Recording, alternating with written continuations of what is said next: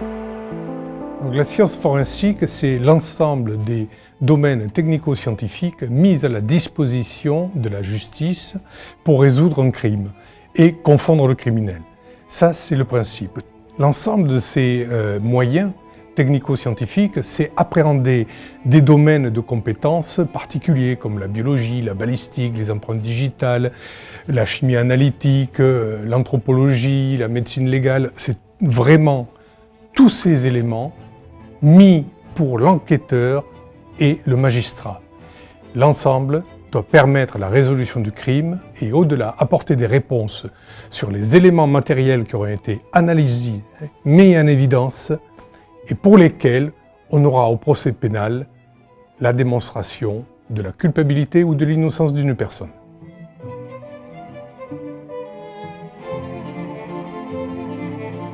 Donc l'ambition en fait de l'université avec ses partenaires qui sont industriels mais aussi ses partenaires étatiques, c'est de devenir vraiment un acteur incontournable dans les années à venir, d'être un vrai pôle identifié en France mais aussi à l'étranger en sciences de la sécurité.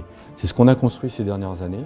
Aujourd'hui, on peut se targuer d'avoir une fédération de recherche, la première fédération de recherche avec la gendarmerie, la première école de France qui est sur les sciences forensiques, une fondation pour les métiers de la sécurité et un campus des métiers et des qualifications qui est aujourd'hui à Argenteuil.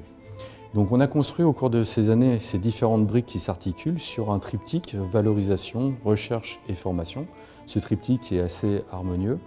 Et on a aussi ouvert à l'international puisqu'on a des accords avec l'Université de Trois-Rivières et l'UNIL, notamment à travers l'école de criminalistique de Lausanne, pour lequel on va construire avec ses partenaires des formations croisées dans l'avenir.